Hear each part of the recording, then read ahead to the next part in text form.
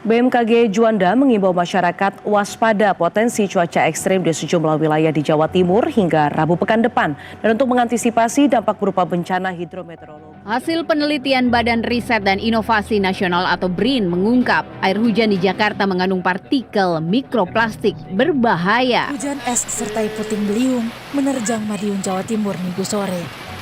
Hanya dalam 10 menit, puting beliung memorak-porandakan puluhan Dewan rumah Perwakilan Daerah RI memaparkan 3 rancangan undang-undang inisiatif Senat Indonesia yang dinilai penting untuk menanggapi krisis iklim dan memperkuat pelindungan masyarakat adat di Indonesia.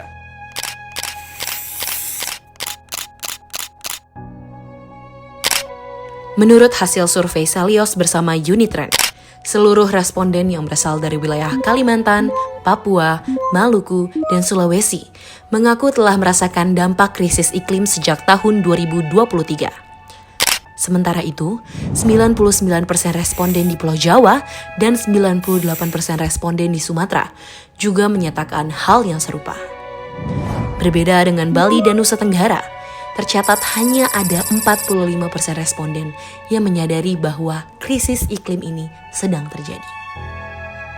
Tim Selios dalam laporannya yang berjudul Menuju Transisi Energi, Pesan Rakyat untuk Presiden Masa Depan, menegaskan bahwa temuan tersebut memperlihatkan mayoritas masyarakat Indonesia meyakini krisis iklim benar-benar terjadi.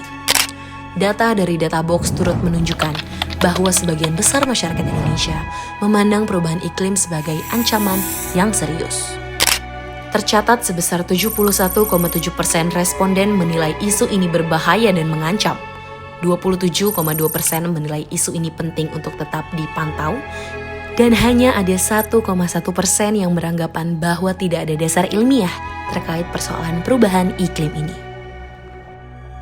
Indonesia adalah negeri tropis yang kini hidup di tengah ketidakpastian. Pergantian antara dua musim yang sebelumnya dapat diprediksi, kini berubah menjadi sulit untuk ditebak. Pertanyaan di dalam benak pun mulai mencuat. Apa yang sebenarnya sedang mengacaukan iklim? Apakah ini bagian dari pola alamiah atau justru akibat dari tindakan manusia? Iklim tidak mungkin berubah tanpa sebab. Untuk mencari jawabannya, kami menuju stasiun BMKG Bogor. Secara umum memang karena kita secara manusia sudah overpopulate ya, jadi populasinya udah banyak banget memang. Jadi itu juga salah satu faktor yang mempengaruhi sebenarnya, baik itu dan juga karena banyaknya semakin banyak manusia kan polusi kan semakin banyak ke udara. Jadi itu salah satu alam ini akan merespon, jadi respon yang seperti bencana itu sebenarnya respon dari alam sebenarnya. Jadi bukan karena alamnya, tapi memang alam itu merespon apa yang sudah dikerjakan oleh manusia. Ya hujan biasanya di musim kemarau tiba-tiba hujannya banyak seperti di bulan Juni, Juli, Agustus. Atau pas di bulan Desember, Januari hujannya yang harusnya puncak musim hujan itu hujannya nggak ada hilang. Para ahli sepakat, ulah manusia kini tidak bisa lagi dipisahkan dari krisis ini. Human error bukan hanya tentang emisi, karena polusi plastik yang kita hasilkan setiap hari kini naik ke atmosfer dan jatuh kembali sebagai ancaman baru. Jadi kalau penyebab secara spesifik tentunya sudah banyak di media juga ya dan di berita-berita bahwa itu terkait dengan adanya polusi udara yang terpenting, sehingga ketika terjadi hujan apapun yang ada di udara yang berasal dari polusi itu atau disebut polutan menjadi turun ke bumi.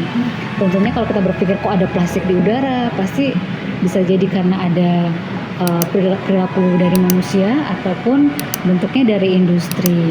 Kalau yang kita tahu kan dari berita memang dari industri ya, utamanya yang tekstil.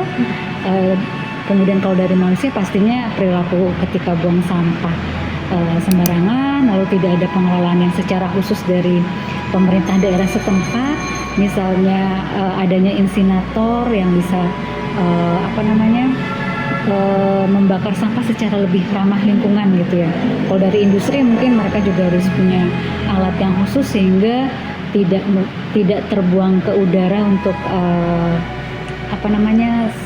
sampah-sampah dari bahan tekstil atau pakaiannya ya, serat-seratnya gitu.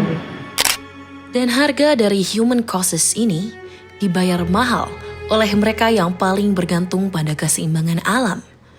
Bagi petani, ketidakpastian iklim berarti resiko kegagalan yang nyata. Pengaruh kalau kurang air kan kalau musim panas. Kalau musim hujan gimana Pak? Kalau musim hujan ya ngeganggu juga itu kelabang-kelabang, belalang banyak, tungkang.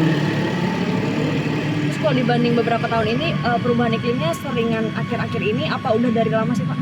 Dari lama juga sih. Kadang-kadang gitu.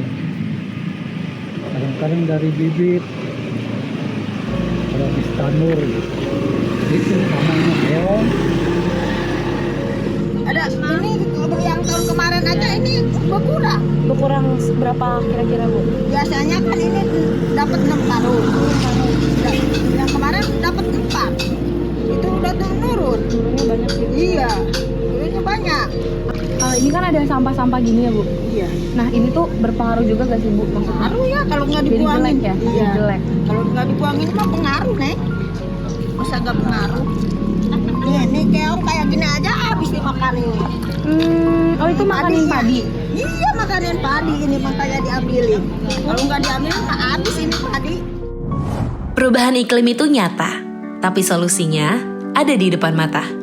Ketika jutaan orang melakukan langkah sederhana di setiap harinya, pasti dampaknya pun akan luar biasa. Mari, karena sekarang saatnya bergerak bersama.